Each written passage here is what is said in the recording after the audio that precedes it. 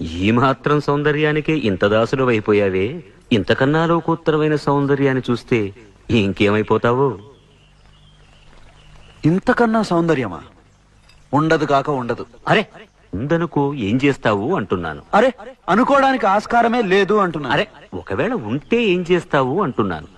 ఇంతకన్నా ఆనందప్రదమై, ఆద్యంత రహితమై, అనంతమై, నా హృదయమంతా నిండి నన్ను తనలో నింపుకునే సౌందర్యమై ఉంటే అరే ఉండదయ్యా స్వామి. అరే ఉంటే ఏం చేస్తావయ్యా? ఆ సౌందర్యానికే దాసోహం అంటాను. అయితేరా చూపిస్తాను. పద చూస్తాను.